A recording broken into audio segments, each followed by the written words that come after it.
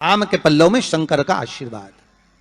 11 आम के जो पत्ते जिस डाली में लगे होते हैं वो डाली कोमल सी डाली, 11 टुकड़े महाराज एक कच्चे सूत से लपेटकर 11 बार उसका भाग, जब उसको लपेट लोगे इस तरह से इकट्ठा करके आगे का जो भाग है 11 बार कच्चा सूत लपेटने के बाद जो भाग पीछे का आगे का कोई भी हो उसको शहद में डुबाकर शिव जी को समर्पित कर दो। किस जगह पर रखना है? अशोक सुंदरी वाली जगह। अशोक सुंदरी की जगह जानते हो आप लोग, पहले भी आपको बताया है, आज फिर आपको वर्णन कर दें। जैसे ये गोल जलाधारी है, ये शिवलिंग रखा है, ये 2 जहां से पानी बह रहा है बाबा के चरणारविंद, राइट में श्री गणेश जी का स्थान, लेफ्ट में कार्तिकेय का स्थान, बीच में अशोक सुंदरी की जगह। शंकर भगवान की 6 लड़कियां हैं। भगवान शंकर के 13 बच्चे, 13 बच्चों में से 6 लड़कियां, उस 6 लड़कियों में से एक लड़की का स्थान, भगवान शंकर की एक बेटी का स्थान, अशोक सुंदरी का स्थान सामने पद्म पुराण में स्पष्ट किया। यह स्थान अशोक सुंदरी का। शंकर भगवान की जलाधारी में पार्वती जी का हस्त कमल, ऊपर से जो एक एक बूंद पानी गिरता है, यह शंकर भगवान की 5 लड़कियों का स्थान है, जया, विषहरा, सामरी बारी, दौतली और देव। शंकर भगवान की 5 लड़कियां भगवान शंकर के मस्तक पे जल की धार गिरा रही हैं।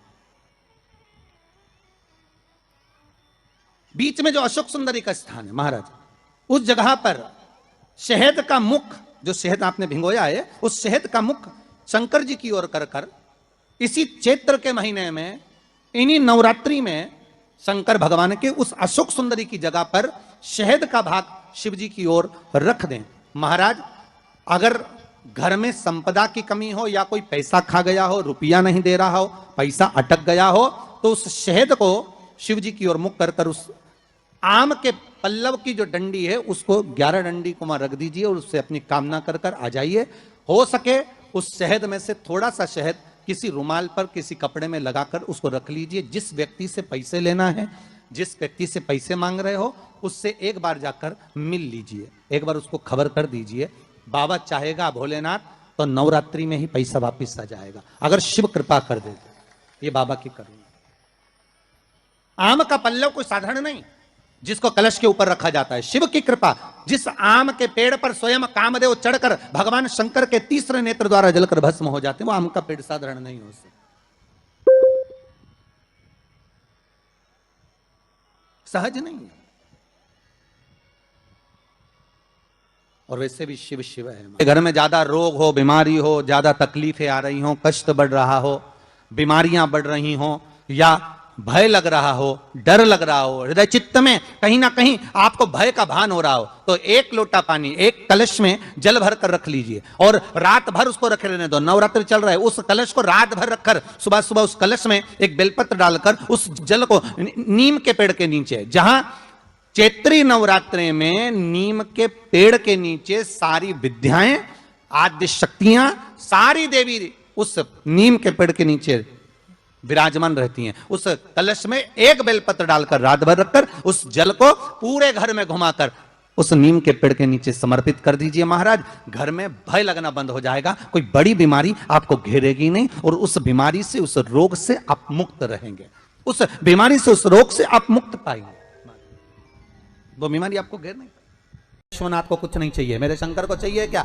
अगर आपके जीवन में ऐसा लगे कि बहुत बड़ी बीमारी आ गई और आपके घर का व्यक्ति वेंटिलेटर पर पड़ा हुआ है, तो शमी के वृक्ष के फूल ले आओ 7, और शमी के वृक्ष के 7 फूल लाकर एक एक फूल शंकर भगवान को श्री शिवाय नमस्तुभ्यं कहकर उस व्यक्ति के लिए जो पड़ा हुआ है, अंतिम सांसें गिन रहा है, जिसको अटैक आ गया, अंतिम सांसों में जो गिन रहा है, उसके नाम से भगवान शंकर पर चढ़ाना प्रारंभ कर दो। मात्र 7 पुष्प, उस शमी के वृक्ष के 7 पुष्प आप शिव को समर्पित करिए, उसका नाम और गोत्र बोलकर, और भगवान शंकर का मूल मंत्र श्री शिवाय, जम के बोलिए श्री शिवाय नमस्तुभ्यं बोलकर एक एक शमी का फूल शंकर पर चढ़ाना प्रारंभ कर दो। फिर आगे वो विश्वनाथ की मर्जी है, वो प्राण कैसे लेकर वापस आता है, उस काल से छुड़ाकर महाकाल कैसे लाता है, ये वो जाने। आपका फर्ज केवल आप अदा करिए। जब अंत में डॉक्टर भी हार जाते हैं, जब अंत में डॉक्टर भी कह देते हैं कि अब हमारे बस का नहीं है, अब तो उस परमात्मा के हाथ में, मतलब डॉक्टर को भी मालूम है कि एक को डॉक्टर बैठा हुआ है, एक डॉक्टर और है, वो बस वो थोड़ा सा दूर तो रहता है पर करीब भी बहुत है। कई लोग कहते हैं गुरुजी वो कैलाश पर रहता है बहुत, तो उनको बुलाएंगे तो आएंगे। हमने कहा कैलाश पर तो रहता ही नहीं है, जहाँ भक्त है वहाँ भगवान, वो दूर तो रहता ही नहीं। आप तो बस केवल उसको बुलाने का प्रयास करिए, आप दिल से बस उसको हाजिर, वो दिल से बुलाओ तो उसको। इसलिए देवी भागवत में लिखा है कि नवरात्रि में एक दिन, जैसे प्रतिपदा है, पहला दिन है तो एक कन्या का पूजन करो, द्वितीया है तो 2 कन्या का पूजन करो, तृतीया है तो 3 कन्या का पूजन करो, चतुर्थी है तो 4 कन्या का पूजन करो, पंचमी है 5 कन्या का पूजन करो, छठ है 6 कन्या का पूजन करो, सप्तमी है 7 कन्या का पूजन करो, अष्टमी है 8 कन्या का पूजन करो, नवमी है, जम के बोलो, 9 कन्याओं का पूजन करो। और अगर इस तरह से आप पूजन नहीं कर सकते नवरात्रि में, तो 9 कन्याओं का पूजन एक साथ, या तो अष्टमी के दिन या नवमी के दिन कर दो, या मध्य में बीच में भी आप कर सकते हो एक साथ। पर अगर आपकी कोई कामना है, आपकी कोई इच्छा है, मालूम पड़े, जैसे कई लोग कहते हैं कि हमारी इच्छा है, हमारी वो मकान नहीं बिक रहा, या हमारी वो जमीन नहीं खरीदी जा रही, या हमारी कोई कंपनी नहीं डल रही, या हमारे काम में ये अड़चन आ रही है, तो नवरात्रि में, 4 नवरात्रि में से किसी भी नवरात्रि में आप नियम बना लो कि एक कलश की स्थापना कर एक दिन में एक कन्या का पूजन कर उसको भोजन कराना, लाल वस्त्र देना, लाल चुनरी देना, दूसरे दिन में 2 कन्याओं का पूजन कर लाल वस्त्र ओढ़ाना, लाल चुनरी देना, तीसरे दिन में 3, चौथे दिन में 4, पांचवें दिन में 5, ऐसे 7-9 दिन तक एक कन्याओं के क्रम को बढ़ाते बढ़ाते बढ़ाते बढ़ाते आप उस पूजन का विधान प्रबल कर सकते। क्या मैं नवरात्रि में अगर मान लो कोई साधना करना हो तो कौन सी साधना करना चाहिए? हम किसकी आराधना करें? हम 9 दिन तक किसकी साधना करें? तो अगर बन सके तो देवी भागवत में सबसे सुंदर साधना यही है कि हम एक दिन में एक कन्या के चरण धोकर पूजन कर उस कन्या को भोजन कराकर उसका स्मरण करें। हाँ, ये जरूर है अभी कोरोना महामारी चल रही है तो इस नवरात्रि में भले ना करें, पर आगे की नवरात्रि में जब नवरात्रि अच्छे रहे, कोरोना से मुक्त रहे, तब आप किसी कन्या को एक दिन में 1, 2 दिन में 2, 3 दिन में 3, 4 दिन में 4, 5 दिन में 5, ऐसे नवरात्रि 4 बार जो नवरात्रि आती, किसी भी नवरात्रि में आप स्मरण कर उसका फल मिलेगा, उसका फल होगा।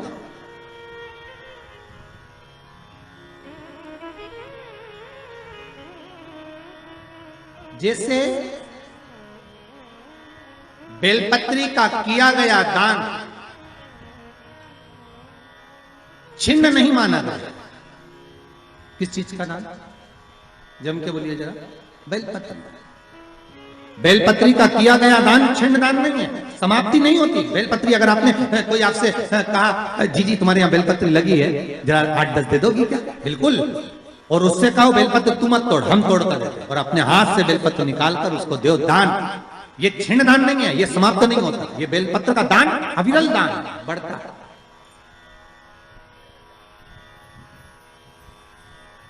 सुख का भान करता है। ये छिन्न होने वाला नहीं। अभी प्रिय है पुष्प में आंक का पुष्प, जो आंकड़े का पुष्प होता है शंकर को बड़ा प्रिय है। और दूसरे नंबर पर शंकर को प्रिय है शमी का पुष्प, बहुत ध्यान देना महाराज। तीसरे नंबर पर शंकर को प्रिय है महाराज सरसों का पुष्प। सरसों होती है ना, जो राई अपन बोते हैं, सरसों बोते हैं, उसमें पीले कलर का जो पुष्प लगता है। हमारा तो निवेदन रहता है जब तक सरसों आए तो प्रयास करा करो कि सरसों के 108 पुष्प शंकर भगवान पर चढ़ाना प्रारंभ कर दो। महाराज ये पक्का है कि वर्ष भर कोई बड़ी बीमारी आपको घेर नहीं सकती अगर सरसों के फूल शिव को चढ़ रहे हैं तो। और प्रयास करना कि सरसों का जो पुष्प होता है, सरसों का जो फूल होता है महाराज, अगर कोई व्यक्ति को किडनी या लीवर से जुड़ी हुई कोई तकलीफ होती है, या किसी व्यक्ति का एक्सीडेंट हो गया होता है और उसका कोई अंग रह गया हो, कोई शरीर का कोई भाग रह गया और वो काम नहीं कर रहा हो, जैसे किसी के पांव रह जाते हैं एक्सीडेंट के बाद, किसी का हाथ रह जाता है, या कोई अंग काम नहीं कर रहा हो, वहाँ ब्लड पहुँच नहीं रहा हो, वो जगह एकदम सुन्न हो गई हो, खाली पड़ गई हो, तो उसके लिए शिव महापुराण की कथा कहती है कि सरसों के पुष्प 11 शंकर जी के राइट भाग में, जहां शिव जी के गण दरवाजे के द्वारपाल मणिभद्र जिस जगह पर निवास करते हैं, कौन निवास करते हैं? मणिभद्र। शंकर जी के दरवाजे के द्वारपाल हैं मणिभद्र जी। तो मणिभद्र दरवाजे के द्वारपाल में राइट भाग में मणिभद्र जी विराजते हैं। मतलब राइट भाग कौन सा हुआ? जब आप मंदिर से बाहर निकलेंगे तो राइट भाग, मंदिर में प्रवेश करेंगे जब राइट नहीं होना चाहिए, आप मंदिर से जब जाएं तो राइट भाग। मतलब आप मंदिर से राइट से जाएंगे तो शंकर जी का भी राइट हो जाएगा, क्योंकि शिव जी ऐसे बैठे हैं तो शंकर जी का भी राइट हो गया, देवता उनका भी राइट हो गया। तो राइट भाग सीधा हाथ मणिभद्र जी का स्थान। 11 सरसों के पुष्प मणिभद्र के उस द्वार पर आप रख दीजिए, और मणिभद्र के द्वार पर रखकर अंदर जाकर 108 वापिस जब आप बाहर निकल रहे हैं, ये पुष्प आप रखने के बाद एक बार बाहर जाएंगे, फिर वापिस आएंगे मणिभद्र रखने के बाद, और अंदर जाकर 108 सरसों के पुष्प शंकर को समर्पित करेंगे महाराज। उस सरसों के पुष्प जो शिव जी को आप समर्पित कर रहे हैं उसको वापिस लेकर आएंगे, श्री शिवाय नमस्तुभ्यम बोलकर उस सरसों के पुष्प को महाराज सरसों के तेल की बोतल में उसको डाल लीजिए। शंकर भगवान को किसी भी प्रदोष में, शाम के समय प्रदोष काल में उस तेल को वापस ले जाकर चढ़ा दीजिए शिव जी को, उसको वापस लेकर आ जाइए। उस तेल का प्रयोग आप नाभि में डालिए, और जो शरीर काम नहीं कर रहा उस स्थान पर कम से कम 15 दिन 20 दिन तक उसकी मालिश करना प्रारंभ करिए। बाबा चाहेगा तो चलाने का प्रयास कर देगा, और वो अंग, वो शरीर काम करने लगेगा। मणिभद्र का स्मरण, श्री शिवाय नमस्तुभ्यम, सब बोलिए एक बार जमकर, श्री, अरे पहले बोल दिया, हमारे साथ तो बोलो, श्री शिवाय नमस्तुभ्यम। भगवान शिव के मंत्र का स्मरण कर कर करते सरसों का जो पुष्प है उसमें आनंद की अनुभूति है, आनंद के नवरात्रि चल रही है। मान लो कर्जा बहुत ज्यादा मात्रा में हो गया हो, पीक अच्छी नहीं आई हो, फसल अच्छी नहीं आई हो, बहुत टेंशन की जिंदगी अगर चल रही हो, बहुत चिंता ग्रसित कर रखी हो, और ऐसा लग रहा है कि पैसे की आवक कहीं से नहीं है और टेंशन बढ़ता जा रहा है, तो ये नवरात्रि जब पूर्ण हो तो दशमी जब तिथि आए, 9 दिन पूरे होने के बाद जब दसवीं तिथि आए, दसवीं दशहरा, चैत्र का जो दशहरा, नवरात्रि पूर्ण होने के बाद में जो दशमी तिथि आए, समी के पत्ते 5 दुर्वा, 5 बेलपत्र, भगवान शंकर के मंदिर में 1 शमी का पत्ता, 1 दुर्वा, 1 बेलपत्र, भगवान शंकर से अपनी कामना करके, अपना गोत्र बोलकर शंकर भगवान के शिवलिंग पर समर्पित कर, फिर दूसरा पत्ता, दूसरा शमी पत्ता, दूसरी दुर्वा, फिर शिव जी पे समर्पित कर। 5 पत्ते शमी के, 5 दुर्वा, 5 बेलपत्र, जो विजयदशमी चैत्र महीने की रहेगी, चैत्र महीने की जो दसवीं तिथि रहे नवरात्रि के बाद की, समर्पित कर कर 1 लोटा जल 3 बार शंकर जी को उसी जल से 3 बार समर्पित करें, अपनी कामना कर कर चढ़े हुए जल का भाग थोड़ा सा लेकर आएं, घर के दरवाजे पर, व्यापार के स्थान पर उसका सिंचन करें, और हृदय से बाबा से प्रार्थना करें, बाबा तेरे भरोसे हैं, बहुत चिंता है, बहुत टेंशन है, कर्जा बहुत है, दुख बहुत है, व्यापार चल नहीं रहा, तुझे संभालिए। हमारा विश्वास कहता है 3 महीने के अंदर जहां भी कथा होगी वहां आपका खुद का पत्र आकर आप लिखकर भेजोगे कि मेरे बाबा ने मेरा हाथ पकड़ा, मेरे शिव ने साथ दिया। विजयदशमी पर शमी के पत्र की बड़ी महत्वता होती है।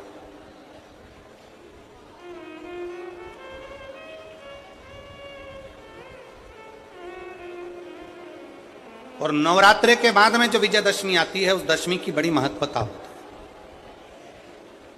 धन की कामना के लिए, कार्य सिद्धता के लिए, भगवान शिव की अविरल भक्ति को प्राप्त करने के लिए शमी पत्र मूल होता है। मूल।